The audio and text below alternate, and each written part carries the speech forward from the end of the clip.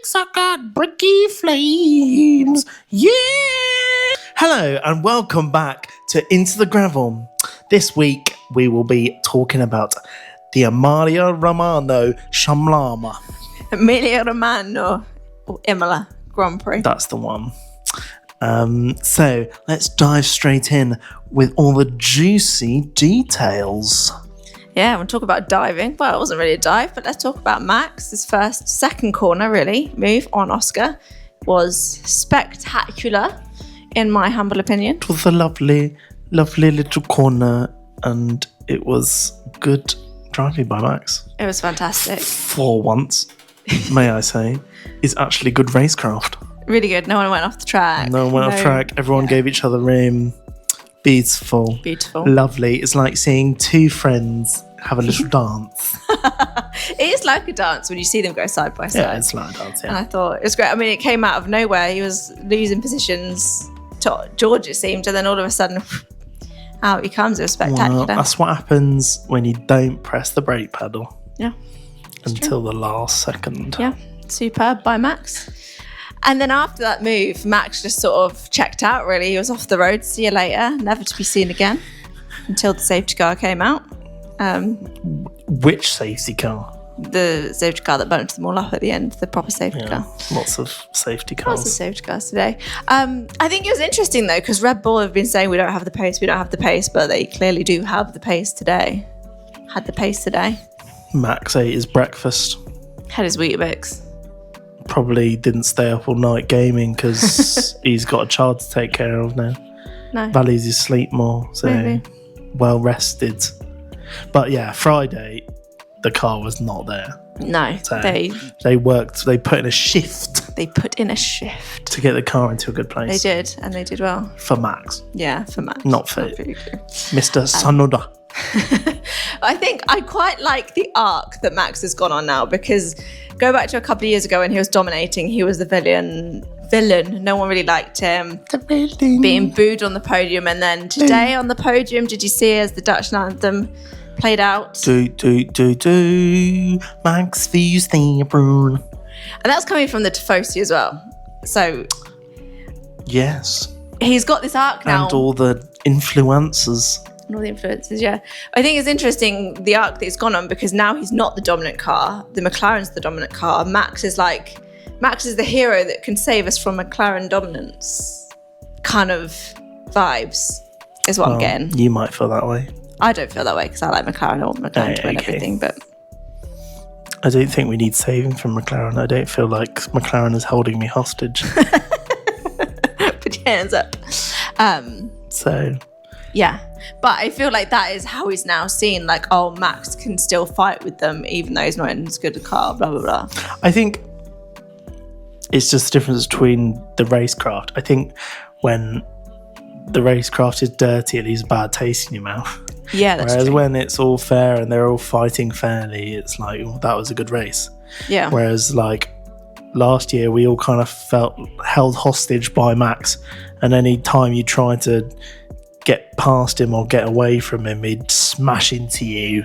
Or push you off the track. And then be like, track limits, who should go past. Yeah. And it was, it's boring when that happens. It is. And you get into that nitty gritty. So, The gritty nitty. We had a very good restart after the safety car ended. He was just off. He had a very good restart, and McLaren don't know what they're doing. No. Well, should we talk about that then? Should Okay. we talk about McLaren? Let's talk. I don't know what else we should do. We can talk. We can talk. So McLaren, obviously. How are you doing? How's life? Great. Okay. Good talk. Good talk. Awkward. I lost my train of thought now. Awkward turtle. You're showing your millennialism there, I think. I don't think anyone else will understand that. Awkward turtle. But anyway, yeah, so after the safety car race. It's funny. Awkward giraffe. After the safety car restart, Oscar was obviously ahead of Lando. Oscar had older tyres than Lando. Lando was saying, you should let me through. Obviously, it's always controversial when you come to team orders, isn't it? McLaren just let it play out. You obviously think that was the wrong decision? Yes. Because Lando could have potentially taken on Max. I think basically whoever in the team has the best chance of getting the most points should be given that chance. Yeah. I don't think it should be like who's ahead in the championship. Especially this early on when it is so close anyway. I don't know, but then at the same time, if they'd have done team orders, would we be sitting here saying, oh, team orders is boring, we want to see them race each other? But it wasn't really a fair race anyway, was it? Probably. Because F1 fans are never happy. No, we're never happy. We're always angry, disappointed, and want changes made until the changes are made, and then we don't want changes made or different changes made. Yeah, we want it back to how it was exactly. before. Yeah, that's very true. Do you think Lando could have taken on Max had he been let through? No, I don't think so either, not in this occasion. I don't think McLaren was quite there with the pace. Don't think Lando's there yet. I mean, Max was 5 seconds down the road by the time Lando overtook Oscar. Yeah.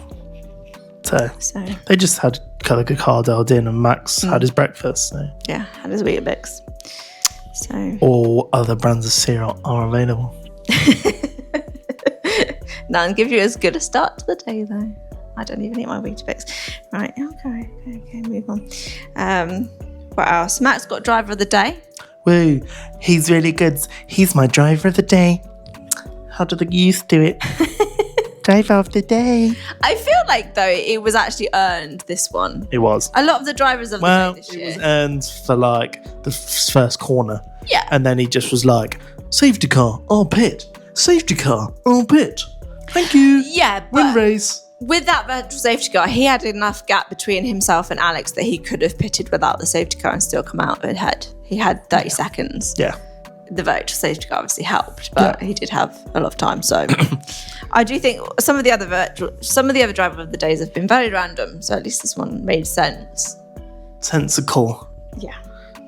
The other thing I noticed while we're talking about Max and McLaren, DC, David Coulthard was doing the post-race interviews, and he told Lando that he smelled good and what's his perfume, which made me think back. Do you know what we were saying about perfume sponsors? Should be perfume sponsors.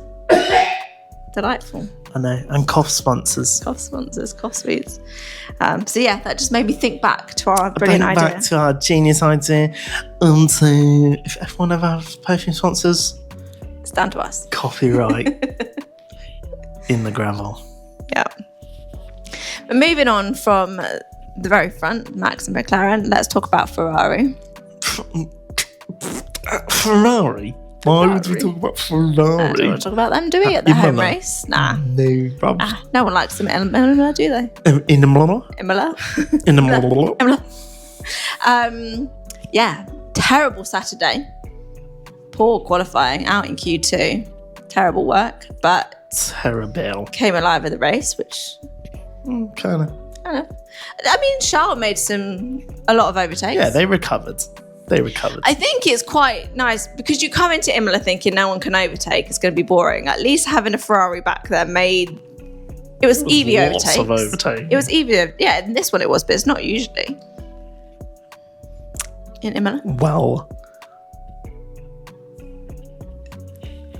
there was. There was on this one, yeah.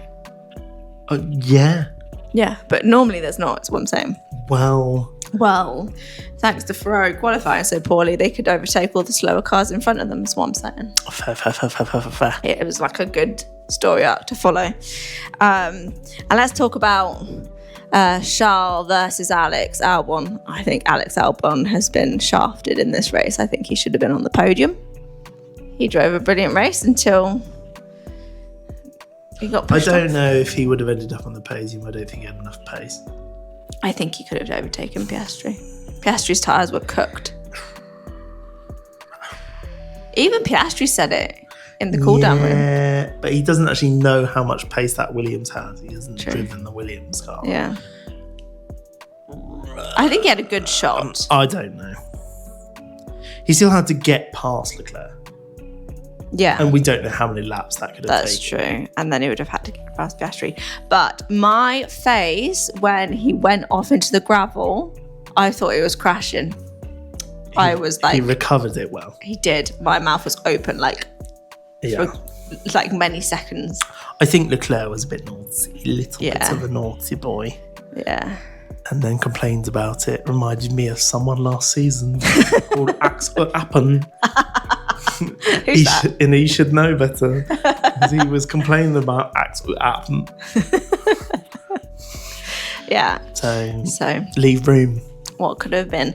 But kudos to the Williams that were even talking about that they might have got on a podium or had a chance to. Exactly. James Vowles, JW, Yeah. Jehovah's Witnesses. They have now got more points this season than the last 2 seasons combined. Well, let's keep it going, boys How's it going? and girls. I like the to see Williams it. team. I mean, Williams historically was an incredible team that was fighting for podiums and wins and championships, so it'd be good to see them back up there. It would. Yeah. It would've. It would've indeed. What else should we talk about? Poor Kimi Antonelli Yeah, Kimi Antonelli. had a bit of a nightmare. Car went. Yeah, I thought it crashed because I temporarily had to look away to deal with something, and I looked back and I was like, Kimi's out. So it crashed, but it's just a car. Kimi PU went poo-poo. Yeah. Along with Esteban Ocon And, went yeah. poo-poo. The PUs just gave up today, didn't they? Didn't want to play. Probably. I give up. It's too hard. But yes, sad for his home race. Yeah. At least he didn't crash though, because I feel like at least it wasn't his fault. I know it's still hard to take, but at least he didn't mess up. Yeah. At least you can be like, well, it was the car's fault. Well, it's his first season. He's got time. He's got many more home races. He is. Don't think Toto's kicking him out of the team anytime soon, like Alpine and Red Bull. No. Well, there's no need to. He's done a good job so He's far. a good boy. Well done. Good boy. Good boy, Kimi. Well done, Kimi. And did you see that he brought all his classmates? Yes, I did. That actually his greatest achievement so far. Forget all the records he's breaking. Getting a bunch of Italians to wear Mercedes gear has to be a high achievement. Yeah. How much do you think he paid them?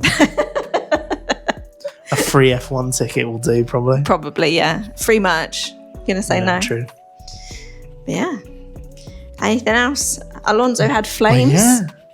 Flamey brakes. Flames come out of his brakes. This after just the pit sounds stop. like a song. Should be a rock song. Write it. Flame in my brakes, I got bricky flames. Yeah, flaky brain, flamey brakes. I thought you were going to say flaky I didn't brakes. say flaky brains. I don't know what happened. Flaky brains. thought you were gonna say breaky flaming flakes. brakes. Great song. Sponsor us. Is that? What do you mean? I wrote it.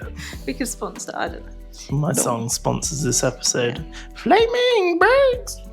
But yeah, overall, I think Imola was fantastic. I was coming into it not expecting much. Bellissimo. Bellissimo. Don't know what that means. Don't know. Beautiful, I think. Oh. Maybe. Yeah. Any final comments or opinions to throw out there into the world? Flaming brakes, flaming brakes. Alonso's got flaming brakes. Yeah! Subscribe now, or Darth Toto will come for you.